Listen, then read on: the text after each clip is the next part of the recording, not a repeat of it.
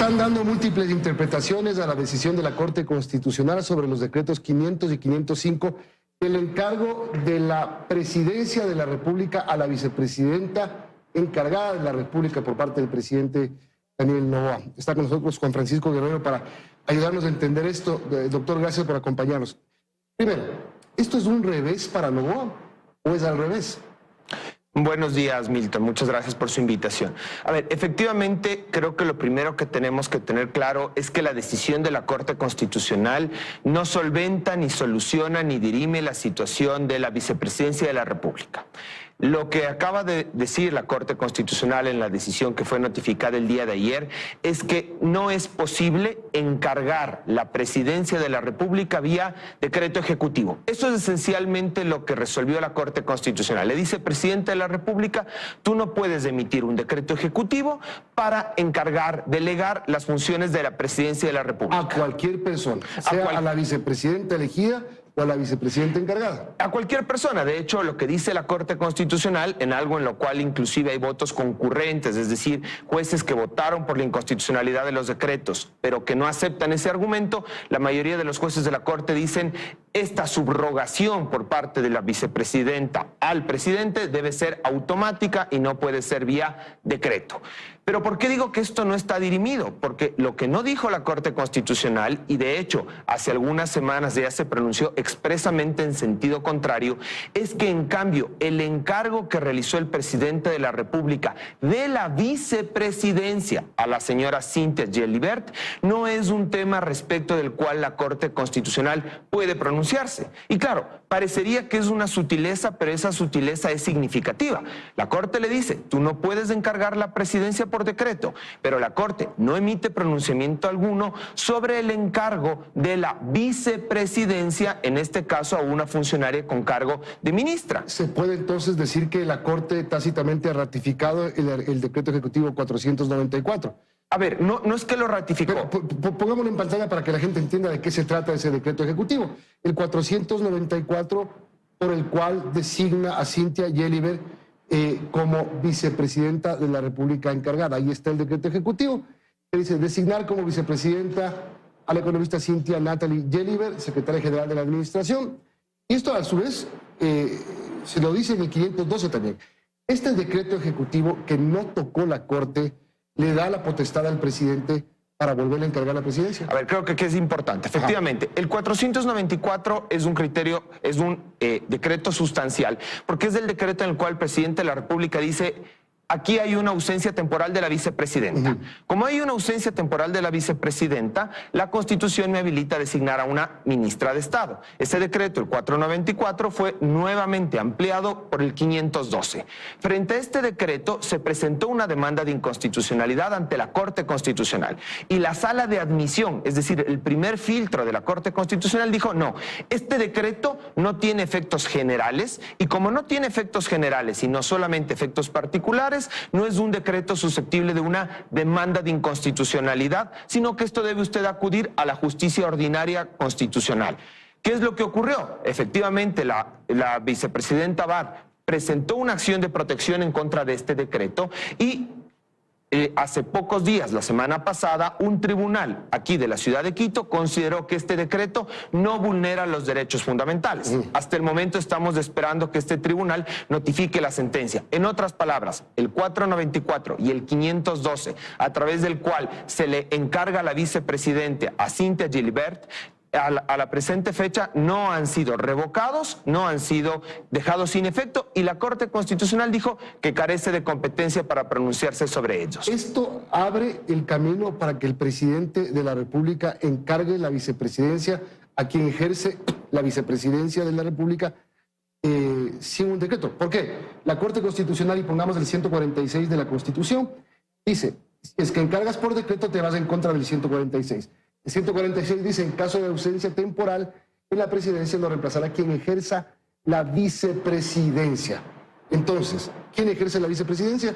En este momento, la señora Cynthia Gelibert. ¿Por qué? Tan sencillo como esto. Efectivamente, el presidente no puede dirimir o no puede delegar sus funciones de presidente a través de decreto. Eso está clarísimo. Sin embargo, el presidente de la República sí puede designar a la vicepresidenta en caso de ausencia temporal. La Corte Constitucional ha dicho, nosotros no tenemos competencia ni nos corresponde calificar si hay o no hay ausencia temporal, sino que aquello le tenemos que dejar a la justicia ordinaria. La justicia ordinaria ya dijo que no viola los derechos constitucionales de Verónica Abad, los decretos 494 y por ende el 512 que reproduce su contenido.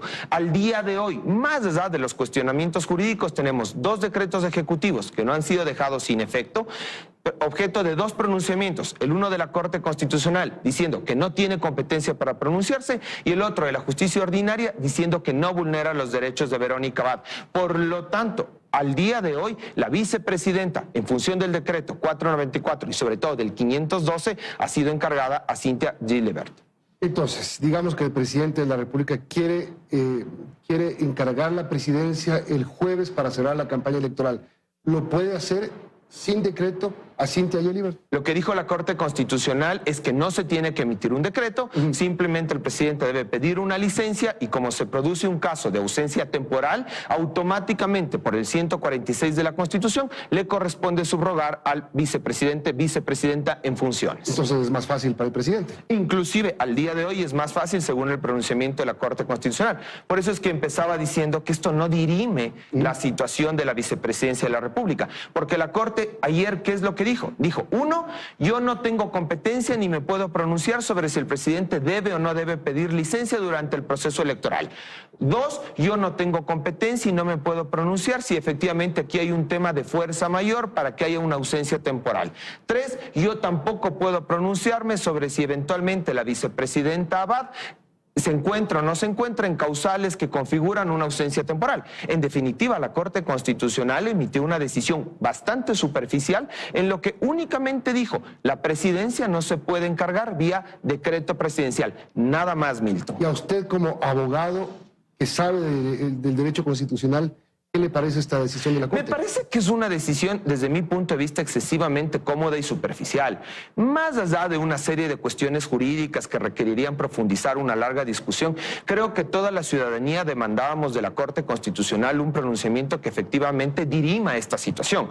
Lo que ha hecho la Corte Constitucional es esencialmente decir, miren, por favor tienen que ir al Tribunal Contencioso Electoral para esto de las infracciones electorales, vayan a la justicia ordinaria o a la justicia constitucional ordinaria para este tema de la fuerza mayor y de los encargos. Yo simplemente voy a emitir una decisión en abstracto, insisto, una decisión extremadamente cómoda que lamentablemente no solventa una situación que creo que todos los ciudadanos demandábamos que quede dirimida. Bueno, le solventa en parte al gobierno porque no le dice la Corte en ningún momento nada sobre el 494, es decir, no le obliga al presidente a encargar la vicepresidencia a la vicepresidenta Verónica Abad. No, de hecho expresamente se abstiene de pronunciarse sobre el 494 y dice, este pronunciamiento sobre si estuvo bien o no el encargo de la vicepresidencia a Cynthia Gilibert no me corresponde a mí, que lo resuelva la justicia ordinaria. Con un agravante, Milton, ¿cuánto tiempo se demora la justicia ordinaria en resolver este tipo de acciones? Pues generalmente son varios meses, varias semanas y estamos en medio de un proceso electoral que al menos en primera vuelta está por concluir. Claramente, al día de hoy los ecuatorianos no podemos esperar tener un pronunciamiento oportuno que dirime esta situación. Bueno, hablando de oportunidad, la Corte Constitucional está manejando unos tiempos que para muchos resultan extraños. Por lo menos ayer dejó de ser un anuncio de viernes de noche, un anuncio de lunes tarde. Ahí cambia un poco, pero de todas maneras, los tiempos, en el momento donde se toman estas decisiones. Se dice que la decisión se va a tomar el 23 de enero. A ver, creo que es importante considerar algo. Efectivamente, las decisiones de la Corte Constitucional, todo este tipo de decisiones tienen que ser tomadas por el Pleno de la Corte Constitucional, el cual integran 9 jueces. Sin embargo, en el proceso de toma de decisiones de la Corte Constitucional, aparte de los jueces que votan a favor de una decisión, hay 2 alternativas. Hay gente que puede decir el famoso voto concurrente, estoy de acuerdo con la decisión, pero no con la argumentación. Y también pueden haber votos salvados. No estoy de acuerdo con la decisión, yo creo que la decisión debió haber sido otra. De acuerdo con el reglamento de la propia Corte Constitucional, a partir de que se toma la decisión, quienes emiten votos concurrentes o votos salvados tienen hasta 10 días para presentar su voto concurrente o su voto salvado. Lo que ha ocurrido en este caso es que esos 10 días se han tomado al extremo hasta el último día y de ahí la demora en la notificación de esta decisión. Entonces los 10 días corrieron desde el 23 de enero. enero.